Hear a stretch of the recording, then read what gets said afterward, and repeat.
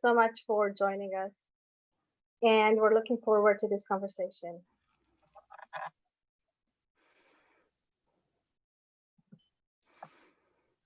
So we'll just wait a minute or so.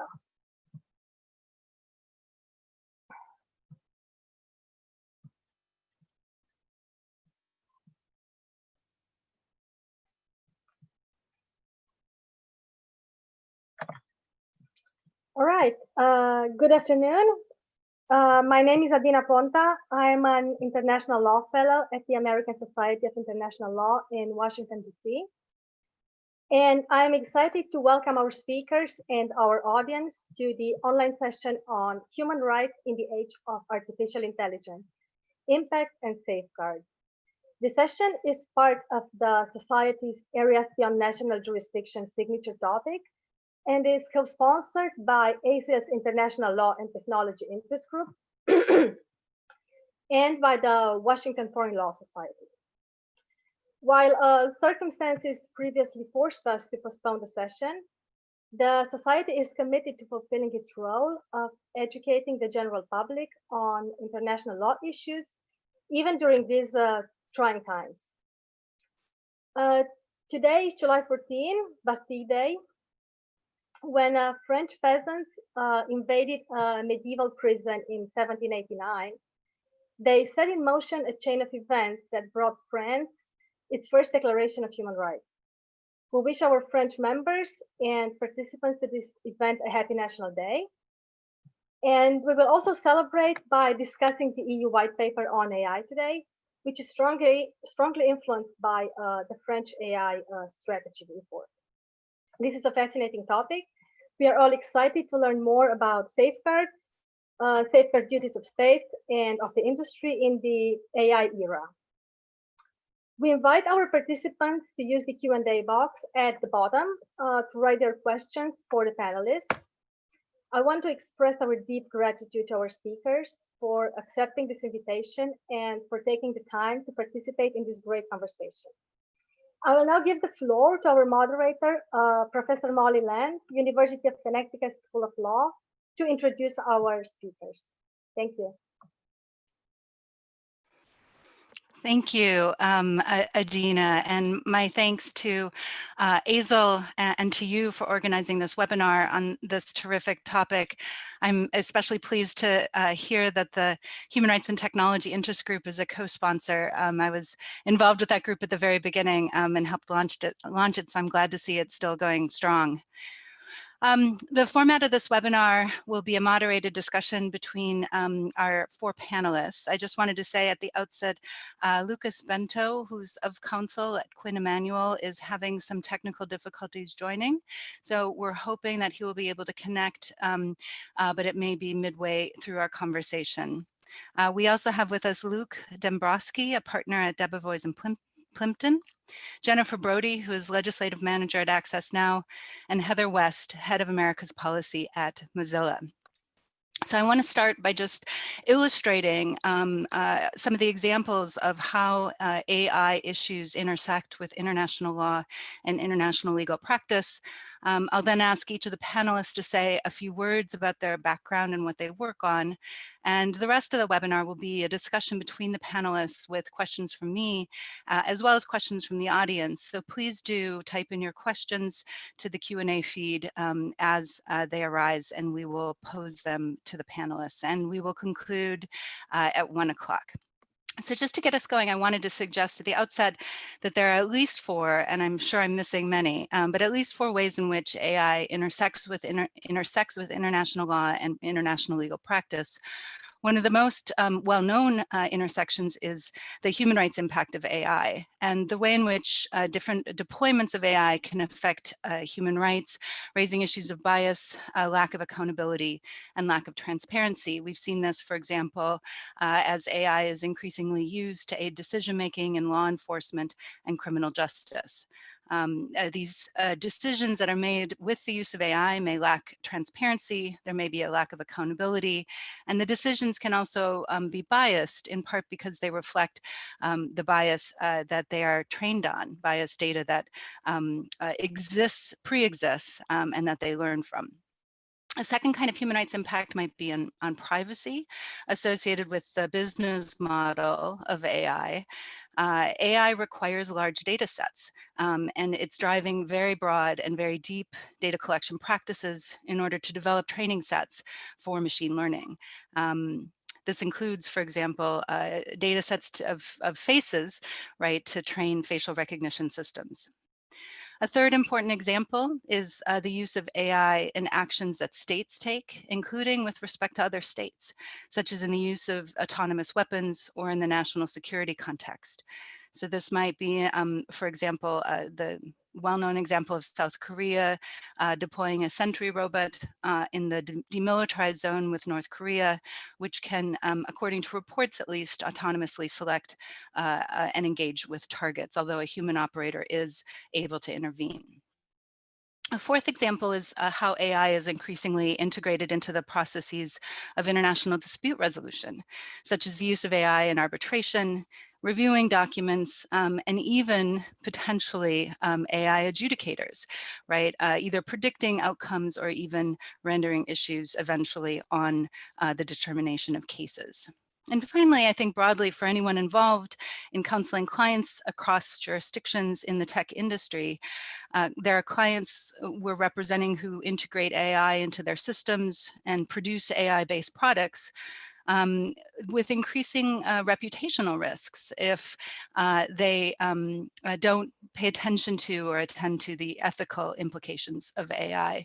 So there's needs to protect increasing demands for regulation and compliance issues, as well as the importance of protecting proprietary software and products. So this is a very incomplete list, but it just to illustrate the range of ways in which AI is intersecting with international law and practice. But I want to start then by inviting each of the panelists to expand on this, to talk a little bit about how these issues intersect with their work, what have I missed, and giving a little bit about the kinds of things they work on in this area. So I wanted to start with Heather, if I might, in part because I know you had also mentioned it's important to begin any conversation about AI with a description of what AI is. So I wonder if you could talk a little bit about yourself and then also help orient us on what is it that we're talking about when we talk about these systems. Absolutely. Thank you very much. I'm Heather West. I lead policy for the Americas at Mozilla. You probably know Mozilla best for the Firefox browser, but we have a lot of projects, one of which is very focused on creating trustworthy AI, because there's this increasing understanding that AI is incredibly useful, but also flawed. And it is not a magic wand that we can depend on to always come up with the right answer or to always even go through the right process. And that fundamentally it's created by humans, and human brains make the same kinds of mistakes. Some of them purposeful, many of them inadvertent. And those have increasingly become the focus of looking at civil rights, human rights, and fairness just generally. So in looking at trustworthy AI, we have been very focused on the kinds of AI that are based on machine learning and training an algorithm. But I wanted to give a very quick example of a few kinds of AI at work so that we can start to sort them out. Because there are some really, really boring AI algorithms. They do the exact same thing as flipping a switch. And they're useful, they're incredible, but they're also probably not the problematic algorithms and AI that we need to talk about mitigating. The example I wanted to talk about was smart speakers, because there's 2 or 3 AI functions that illustrate this, I think. And I had to turn off all my smart speakers because I love them. But if I start talking about them here, you're all going to hear them. So essentially, I was thinking about it, and if I say the trigger word, my smart speaker says, aha, here I am. That's speech recognition. That is an incredibly interesting, complex AI function that we all, as people, do relatively automatically. But we forget a little bit, because it is so easy for our brains, how difficult it is to create that engine. And the idea that I can say Alexa and it goes bing, or I can say, okay, Google, it goes bing, is really interesting to me, because you have to train that and you have to figure out what kind of training set you want. How do you figure out pronunciations and accents? How do you make sure that it's both accessible, but also not triggering when people don't want it to? I will say every once in a while, my speaker just perks up and says, here I am. And I didn't say any of the trigger words. I didn't ask it to do anything. So that voice recognition, speech recognition piece is quite interesting from a bias perspective. And then when I ask it something, I turn on the radio, turn on my lights, answer my question, set a timer, it has to figure out what I'm asking. And that goes back to a different kind of engine that it's more like a search engine, but is specialized, and says, aha, I think I know what you want. I think I know what you can, what you are asking for, what you can benefit from.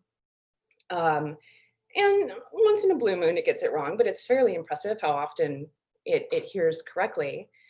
And then goes back to its index of information and says, aha, I think this is the one thing you need to hear. And it answers me. And I think that it's a relatively mild example in terms of human rights impact, but it does speak to some of the bias. What kinds of information are you prioritizing? How are you processing that information? And then you can kind of take that consumer facing example and start talking about the more hidden AI, the things that really have an impact on someone's life, much more than could I turn my lights on? Could I set a kitchen timer? Could you do a measurement conversion for me, which is probably the most frequent thing I do, because I'm sitting there in the kitchen and I'm like, I don't know what to do with this to this. And but part of the role that I'm in and part of what I'm thinking about from the policy side is, how do you pull that apart? How do you take the lessons from one application and apply it broadly in such a way that we're actually building the tools that we want to be building? Because I don't think anyone went into this and said, I'm going to build a policing arbitration algorithm that just inherently disadvantages Black people. I really hope that was nowhere on anyone's radar.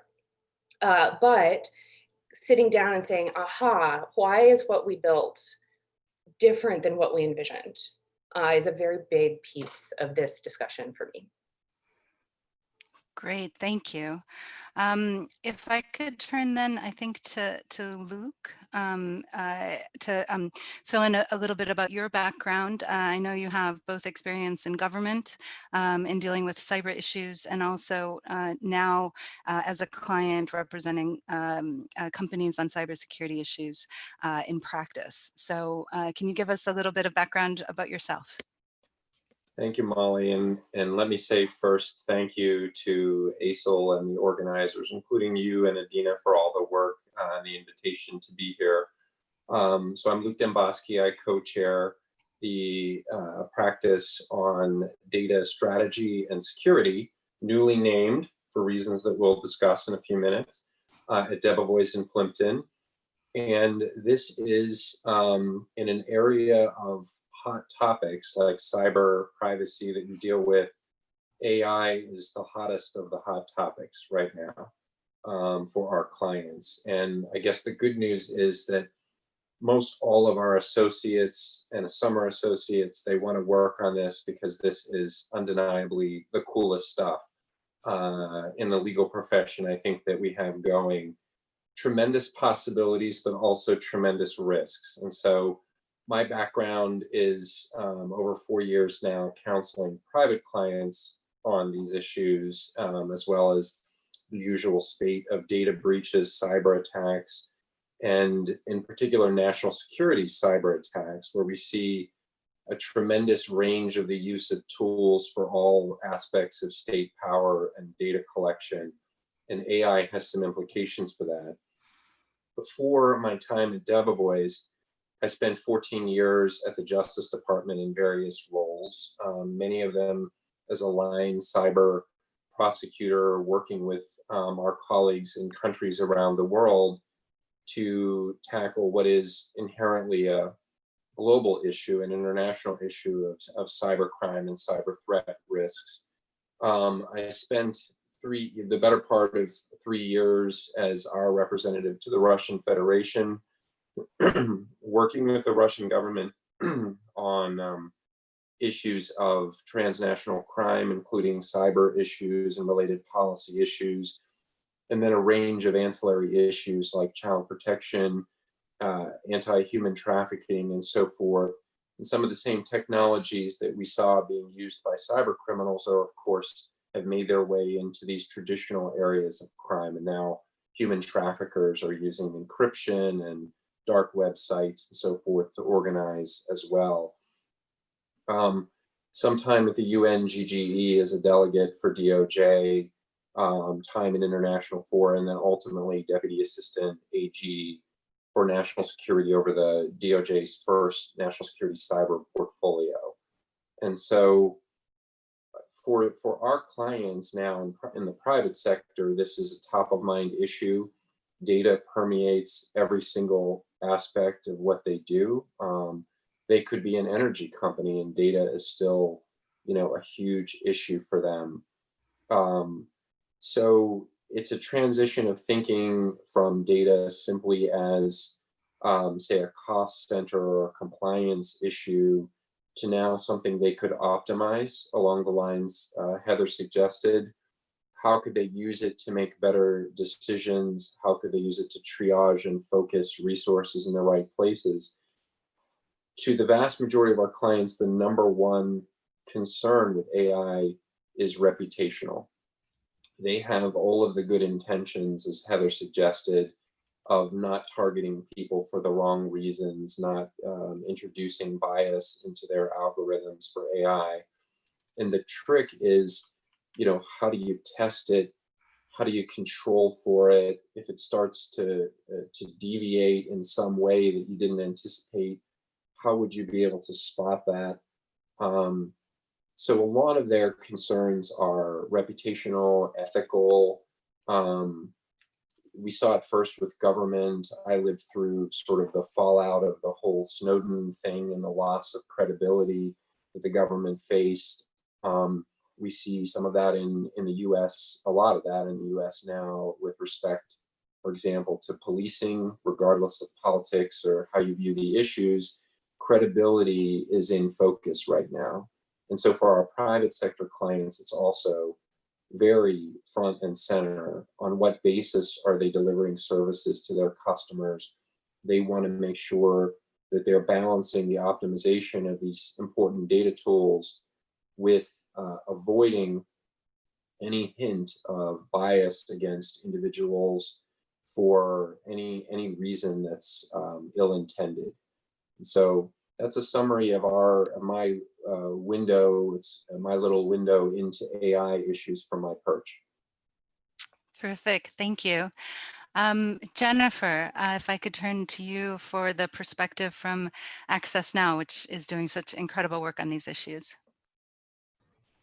Thanks. And thanks so much for having me today, the distinguished panelists. I work for Access Now. We're an international human rights nonprofit. Our mission is to defend and extend the digital rights of users most at risk.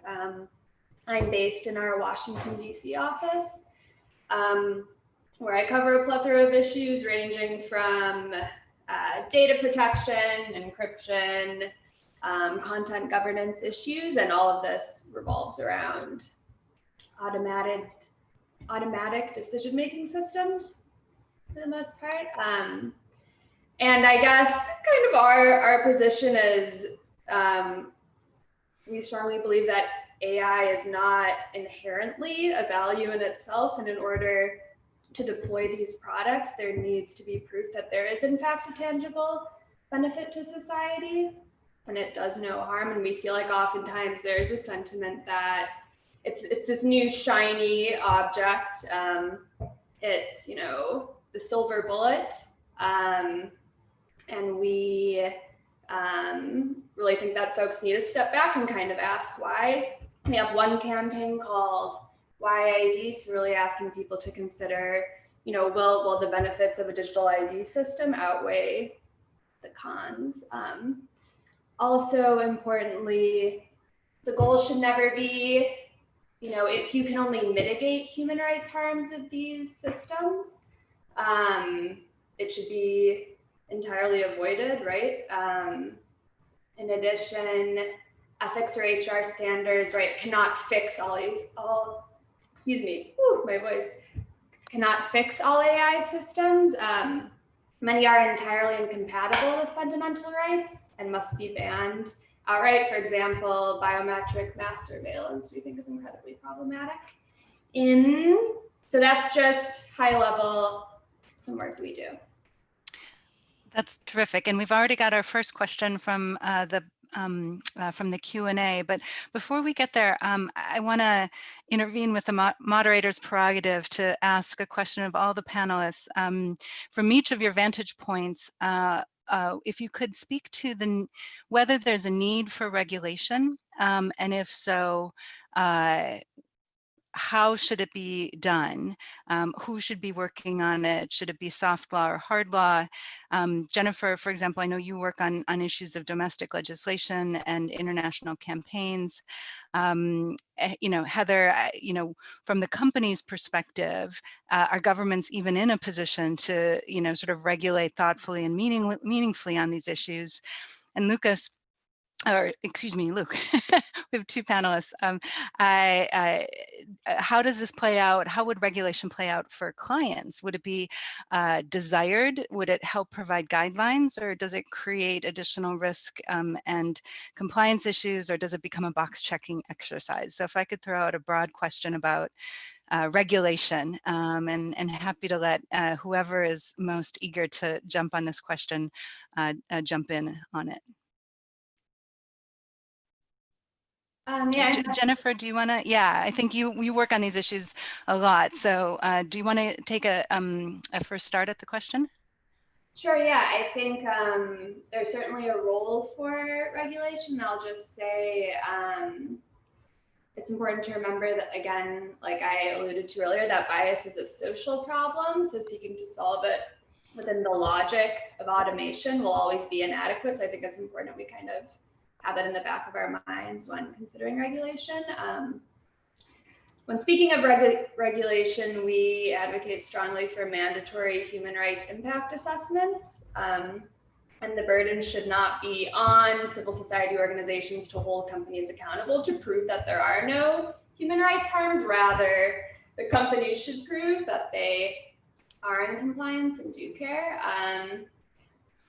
And just another regulatory piece, or kind of, you know, red flag areas that we see, is we do not believe that AI should be used in the deployment of essential public services because of, right, explicit and implicit biases that go into these systems. So, you know, not in the delivery of social service, you know, not for policing, migration control, etc. So those are some red lines I'll just throw out there. Great. Heather, how about you from Mozilla's perspective?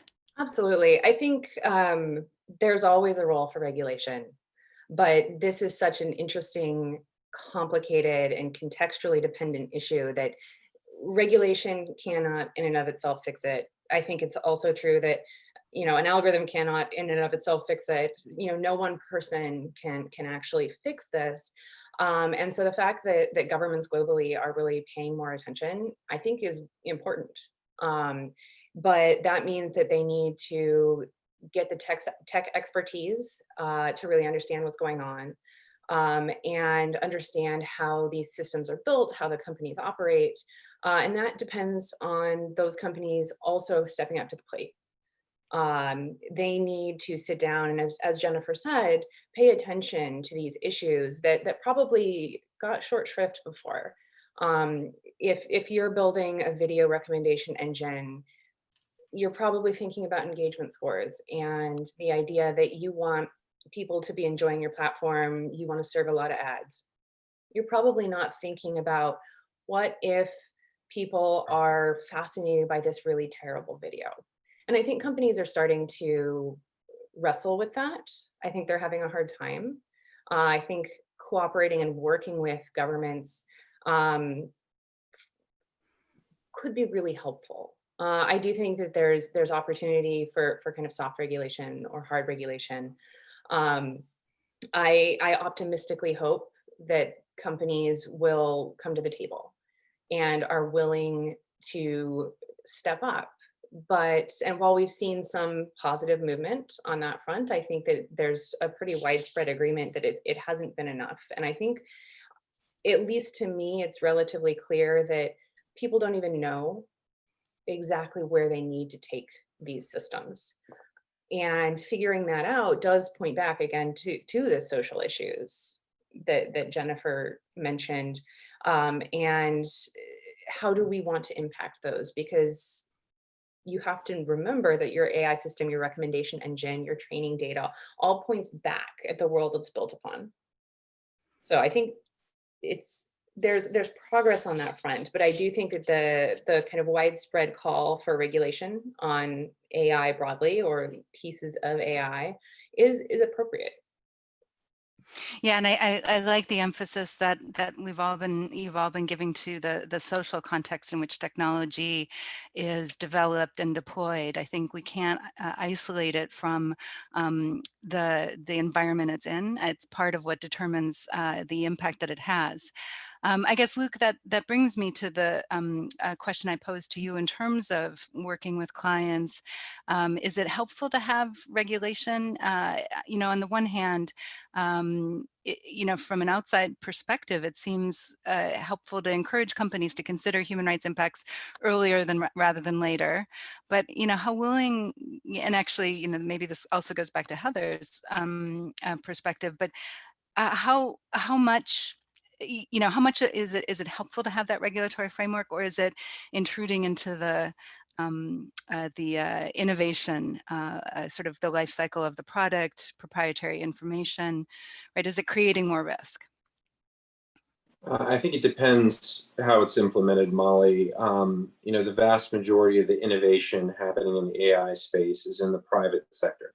It's not in the government. And private companies are at various places in their maturity of thinking about these issues. But I will say that from our dealings with clients, there are emerging a set of principles that things are gelling around in terms of concepts. And our firm and others have written about some of these things publicly. And so there are some good ideas about how to include, a governance component, how to include testing, impact assessments, and so forth. So whatever legislation comes, it needs to be heavily a collaboration with the private sector to receive a lot of input. Government should do a lot of listening, I think, as opposed to immediate reacting. And if you develop it correctly, you can hit that fine line between creating a set of principles and categories that you require people to think about, to engage with, to document their rationale, to document the human components of the review that are going to be required. Who's going to be accountable? How will we study it? What's the follow-through going to be? So you can create categories around the development and implementation of AI that are not prescriptive, because once government starts to get prescriptive in the cyber or technology world, it's out of date the minute the ink dries. So I think if you do it that way, people can build thoughtful programs around it. They can be required to have such a program, to have thought about certain things. It doesn't mean their judgments within those categories can never be second guessed, of course. But it will, if done correctly, it gives the industry, it gives our clients a framework that they know the government accepts. So we're all looking at the same criteria and page. So there's predictability, and that to me encourages investment because there's a little bit more certainty in what you're doing. It's a little less Wild West. I must say that I agree with a lot of what Jennifer said, but I think we may have a healthy disagreement or debate on maybe I'm a naive optimist about the potential for this. I wouldn't rule out AI for public services and things. I think it could be great at spotting deficiencies and inefficiencies. It has to be done with tremendous care, has to be studied, and where we're uncertain, we need to err very carefully on the side of making sure we're not discriminating against people or introducing any bias into the system. But it could help us otherwise identify things. We've seen it from my world in law enforcement and national security be a tool to identify child pornographers, to identify patterns of conduct that let us sort of cut through the noise and devote precious law enforcement resources or limited resources to a particular source of the problem. It's victimizing many, many people. So I'm more optimistic, it sounds like, and as from a starting point, although I appreciate the potential for harm is significant if it's not done carefully. Yeah, and I want to turn to the questions in the queue, but this seems to me to be a really productive follow-up, is to ask Jennifer and also Heather, to the extent that you have thoughts about this, there be things that are off limits? Right? Should there be either sectors or areas or things that AI should not be doing, or we should not be? I don't want to humanize the AI itself. The technology actually isn't ever doing anything, but are there things that we should not try to use AI for? Jennifer, do you want to talk a little bit more about that and Access's position? Sure, and can I get a bit into the data protection component as well? Yeah, I think so. I mean, all of this is driven by data, and so I think these issues are not easily disentangled. Yeah, no, and thanks for your thoughts, Luke. And I'm not entirely 110% opposed to all applications. There's a lot of great, fantastic use cases, certainly. It's just a matter of doing it thoughtfully, which is not always done. So I don't have more red lines to add, but besides what I mentioned earlier, just the deployment of essential public services, and when used for biometric mass surveillance, we think is problematic and hasn't been tested enough. And then if I could just speak a bit to, so you alluded to this, Professor Land, in your opening remarks about how, right, AI systems function based on like large quantities of data. And if we're thinking about, I don't know, social media companies, for example, right, they're able, especially in the US, they're able to amass large amounts of user data because there is no data protection law in the United States. So I think if we were able to tackle that piece, right, relating to the human right to privacy, a lot of the harms would be significantly mitigated. So just throwing that out there. Yeah, terrific. I think that a lot of times people consider privacy and accountability to be somewhat in tension with one another, because trying to hold companies accountable for the things that the AI is doing requires revealing information and potentially information and data that's being fed into the systems. I think we had talked a little bit about the relationship between privacy and accountability in our earlier, when we were discussing topics for this call. Does the panel see privacy and security in tension, privacy and accountability in tension with one another? Are they necessarily trade-offs? Or, as Jennifer is saying, is privacy actually the foundation to greater ethical use of AI? I think it's an incredibly important thing for the folks who are designing these algorithms to take into account, especially within the context of whatever this AI is supposed to be doing. You know, you kind of asked whether there are things that we shouldn't use AI for. I'm a little bit of an optimist. I think that there are ways to use this that are really, really helpful to people, but you have to be intentional about it. And you have to sit down and say, what do I actually want this to do? And am I taking all of these considerations into account, including, should I be using this data? Should I be collecting this data? is this going to massively creep people out? And that is actually an important factor. I think, in a perfect world, we could use this AI to make everything more equitable. But there is a big difference, of course, I think, between my movie recommendations and whether I get a job or whether I get government benefits. And those have such different contexts that if we were able to really spend the time within companies, I'm speaking broadly, to ensure that we are making those decisions well, and applying some decades old math about how to decide whether we are actually having something called disparate impact. Is my loan algorithm, which has nothing, I think, to do with race, actually benefiting whites over non-whites? And that's something we understand how to do in a very limited context.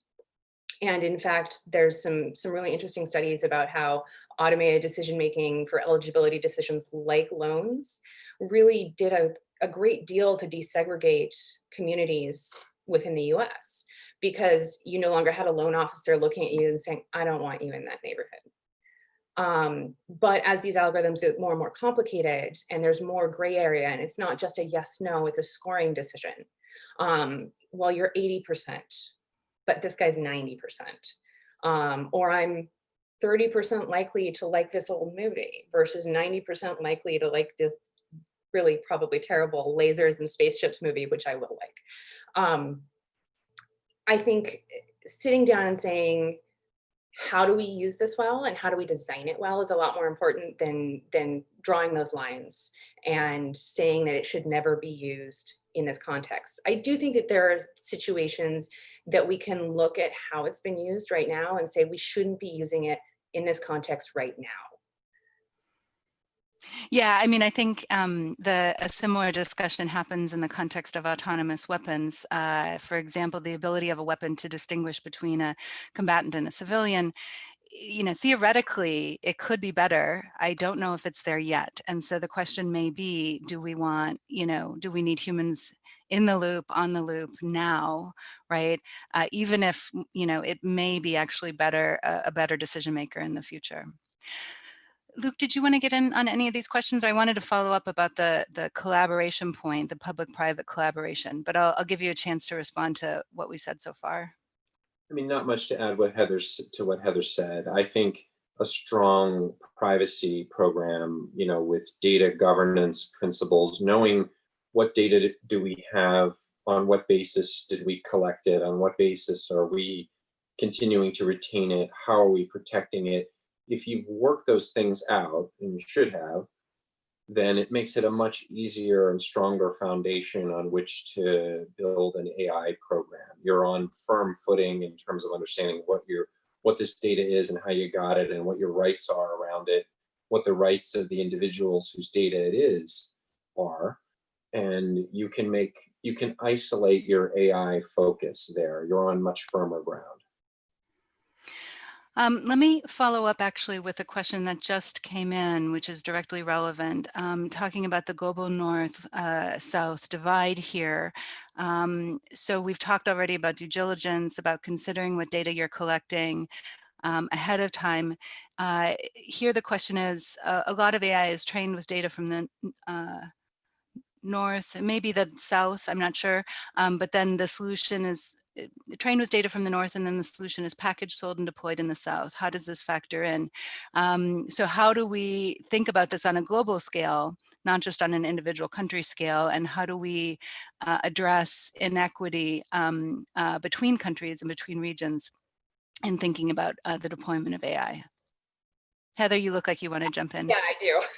Perfect. I think that this is actually one of the most critical questions when you're thinking about this from a global context. Silicon Valley is notoriously non-diverse and notoriously has a little bit of tunnel vision. And so they can build this really amazing tool without really thinking about the fact that it's built for them. And that means that all sorts of interesting data is coming out about, for example, facial recognition software that either doesn't has a harder time recognizing particular faces based on the color of the skin or based on the facial features. I know that we have a project called Common Voice that's specifically addressing the idea that speech recognition has been trained on a very particular set of voices and accents. And so we went out and asked our community to just give us a bunch of spoken word and try to integrate that into something that was more inclusive. But those are the conversations that need to be had, because we are training these systems on data that we think of as, well, data just tells the truth. But the fact that there's limitations in the data set is really important. And going out and doing that testing, I think there's been, one of my favorite stories isn't even an AI one, but there was a movie decade ago that was based on I forget the name, but it had a predominantly Black cast, and they had to actually go in and tweak the settings of their cameras because they figured out, they're like, wait a second, why is this not working right? Oh, these have been optimized for white faces. And the effect was immediate and obvious when you looked at it and you said, wait a second, that optimization, I'm sure no one sat down and said, I'm going to optimize for white faces, but those were the faces they were looking at. No one's sitting down and saying, I'm going to optimize for Californian accents on my smart speaker, but those are the voices they were working with.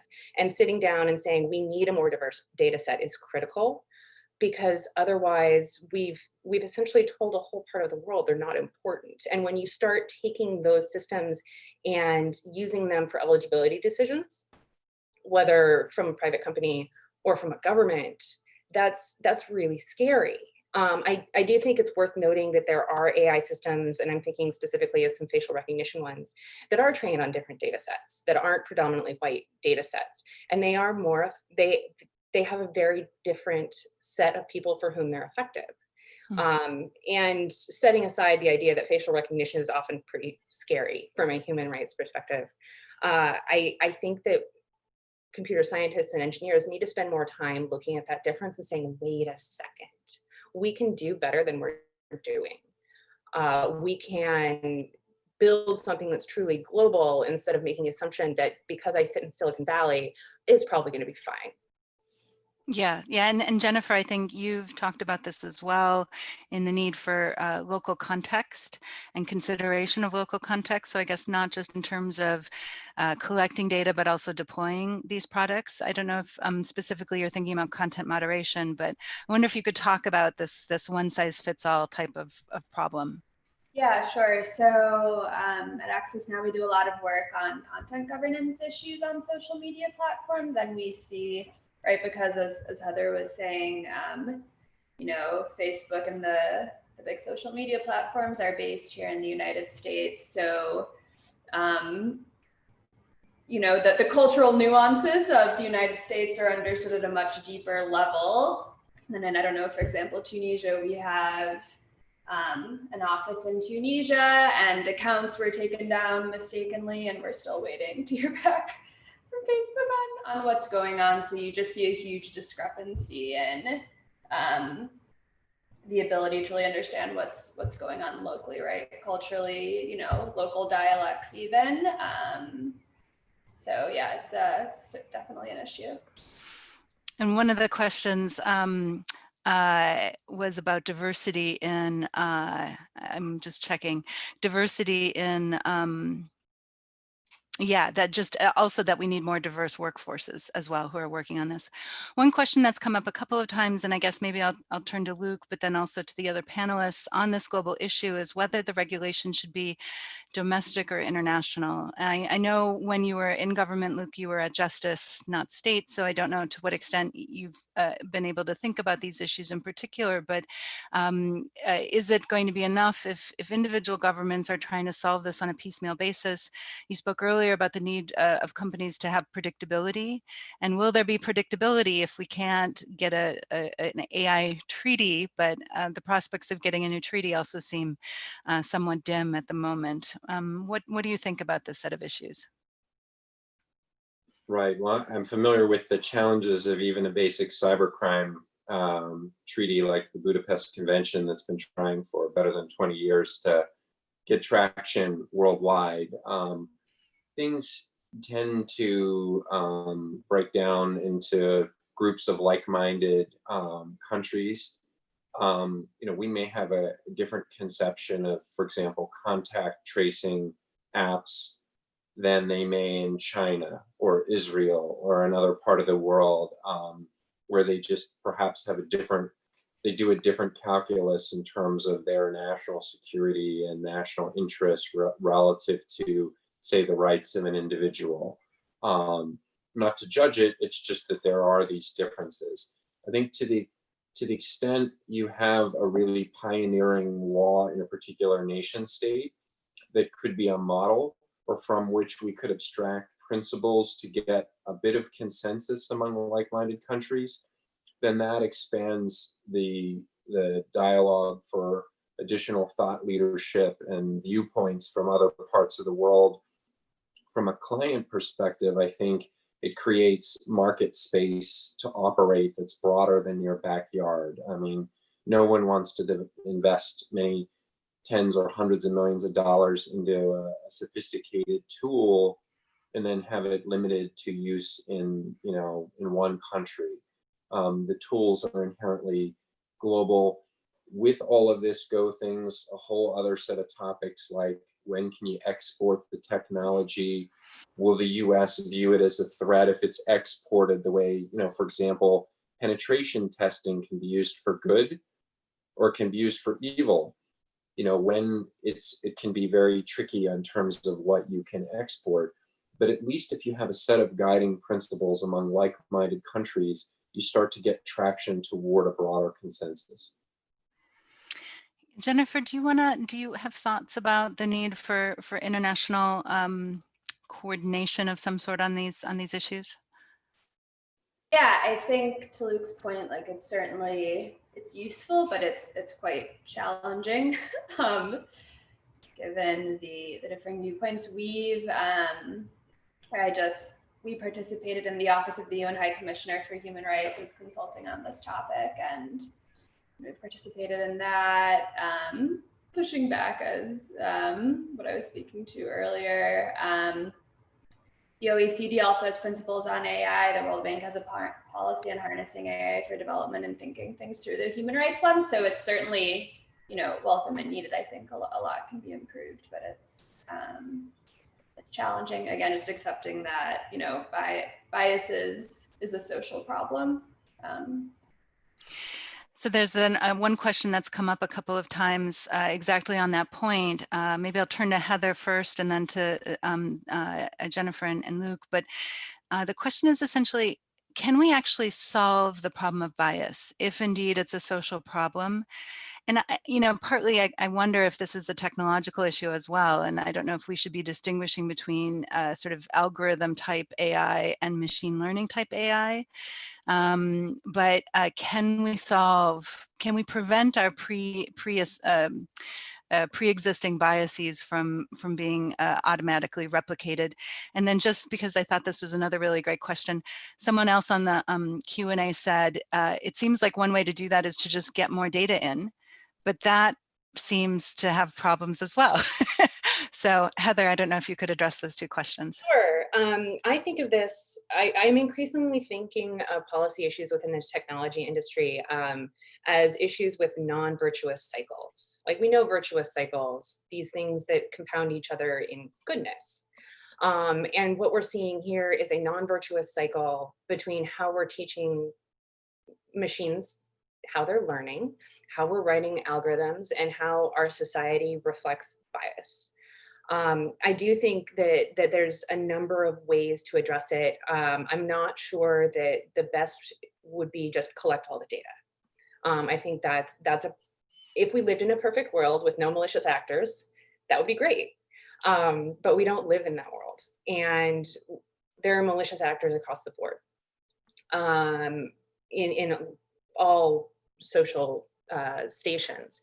I think that sitting down and really teaching people to engineer these systems thoughtfully and hiring diverse teams is really, really important. One of the things that struck me, and granted this is from 2012, so I'm sure the numbers are different right now, but I was doing a workshop on facial recognition, and and this company came up and bragged about the fact that like they had a few signals that told them a lot about a person. And the one that was really striking for me was that they had something like 80% certainty that if you could see someone's ears, they were male. And I'm sitting here with my hair and going, wait a second, that seems flawed, especially in a world with incredibly diverse hairstyles. And yes, there are some cultural guesses you can make, but they're probably not global. And there's certainly, I started looking around the room and just counting the number of really obvious mistakes they were going to make. And I suspect if they had had a more diverse team, they probably wouldn't have, at least wouldn't have bragged about that. And they at least would be sitting down and saying, wait a second, this is making a mistake. I think that there's another story of a fitness tracker who had to make a decision between heart rate monitoring and battery life, because they were going to use up more battery if the heart rate monitoring worked better on darker skin. And they actually did have a diverse team in place making that choice. And I have no idea whether it was the right one, but that in fact gives me a lot more faith that they're going to be thinking about it and paying attention to it. You need a diverse team so that you can sit down and say, wait a second, that doesn't feel right. Like, let's take a minute and really spend some time deciding whether this is doing what we think it should be doing or what we want it to be doing. And so I do really think that there's a lot there. I don't think that we're going to eradicate bias in tech, but I also don't think we're going to eradicate bias in the world. But we can make it better. We can help, we can improve it, and then we can talk about how we did it so that everyone else learns from that. Great. Jennifer, Luke, what do you think about this question? Can we eliminate bias?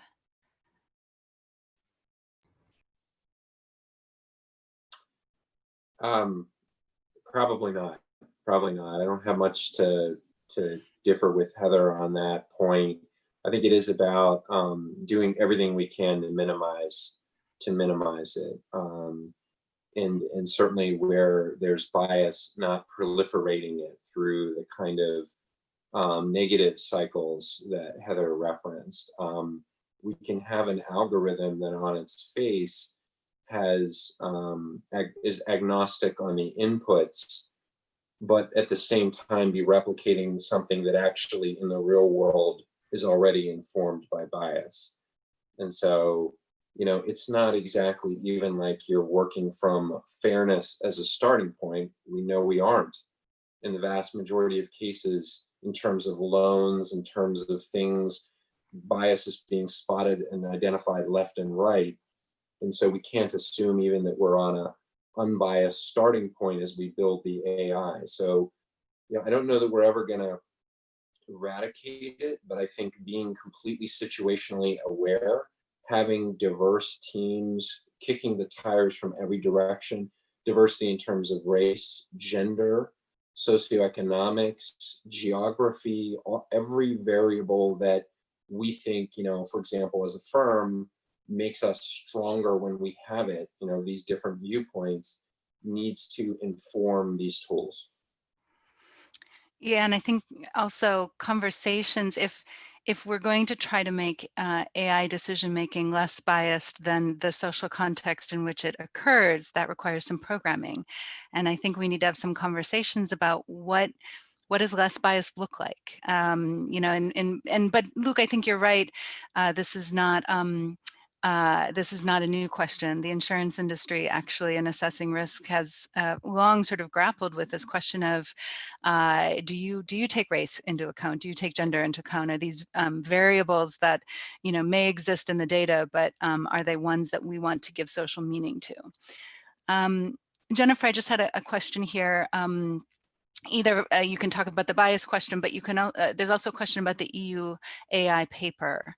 and the EU GDPR as well. I'm wondering if you could talk about the various legislative, both domestic and international efforts here, how they relate to one another. There's also the EU is doing a new Digital Services Act. There's efforts to require mandatory due diligence. So there's lots of regulation in this area. And I would wonder if you could talk about which do you think are most promising, what are good examples, what things might be done differently. Sure. So my European colleagues in Brussels are much better positioned to speak specifically to the EU AI position paper. I know that our headline wasn't "Miss the Mark," so happy to share that with whoever has the question. And then, yeah, we recently, in regards to the GDPR, what we've seen is, fortunately, it's under attack by the media in many spaces. However, many journalists are missing the underlying issue, which is that like the law itself is great, it's just enforcement has been terrible. So we're really, as we think about how to enhance data protection in the US, ensuring that authorities have the right tools at their disposal to really ensure that this law ever, fingers crossed, comes to be, that enforcement is a possibility. And then just back to the bias question, I agree with Heather and Luke that, bias will always exist, right? Humans, we're imperfect beings. I would just again say that if the potential harms outweigh the potential benefits, then the tech shouldn't be considered, and that it's not necessarily always a good thing. We've got 3 minutes left, and I want to keep us to time. So maybe I could ask each of the 3 panelists. And again, I'm sorry we weren't able to have Lucas Brody with us here today, but if I could ask each of the 3 panelists to give you maybe 30 seconds with a recommendation of what you think we should be doing. How can we embed these attention to these issues in companies or in legislation? Where should we be going in 30 seconds? I can take a shot. We have a long history in cyber and technology of sort of ceding that ground as companies to the tech professionals. And they're amazing people, they're very talented, but we need more lenses than that. There needs to be, in corporations, board and senior management engagement on these issues. It has to be legal, privacy, the full panoply of things, even within our entity, to try to bring a balanced view and a responsible set of judgments to the application of these. Terrific, thank you. Heather or Jennifer, do you want to go next? Heather? Oh, yeah, I'll say that I think figuring out what to do around legislation takes a bit more time. We need to do the collaborative process. And I really do agree with Luke that we need to make sure that senior management boards are invested in the idea of creating trustworthy tech. And really are bought into the idea that the technology reflects the people reflect the technology. And the idea that we can, instead of focusing on a compliance regime, we can think about intention and the technology we want to build, and that makes the world better. Great, thank you. Jennifer, final words? Yeah, this is all great. I guess just stop and pause and be thoughtful before assuming something will have a net gain. And something else that I think gets lost in these conversations a lot, and it's a little philosophical, so not everyone's super keen on this argument, but what worries me most about artificial intelligence writ large, and I spend a lot of time thinking about social media platforms, is that we're moving towards a world in which everything potentially is predetermined for us. So I feel like we're losing the right to self-determination in a way. Like if I'm always nudged and prodded to do X, Y, or Z because, I'm a 31-year-old white female who, I don't know, likes ballet, therefore this is, the bar and the scene I would like. I think it's really problematic and terrifying just kind of for society at large, that I won't randomly stumble into another space and learn something new. So just, that wasn't directly answering your question, but throwing it out there. Yeah, no, I think really trying to understand how we empower users, and I think a lot about David Kaye's, the Special Rapporteur on Freedom of Expression. His discussion about social media, I think, expands to fill this discussion about technology more generally, which is how do we make sure that the governed are involved in the process of governing? How do we involve and consult with meaningfully the constituencies and the communities that are affected by these technologies. So I think that, along with the deliberation and intentionality and diversity that we've talked about in this call, would certainly go a long way to thinking about some of these issues. So I want to thank everyone. Adina, I don't know if you have any final words for us. Thank you so much for this engaging conversation, for all your insightful contributions, and also for the audience for all the interesting questions. Unfortunately, we didn't have time for all of them. And a special thank you to our moderator, Professor Land.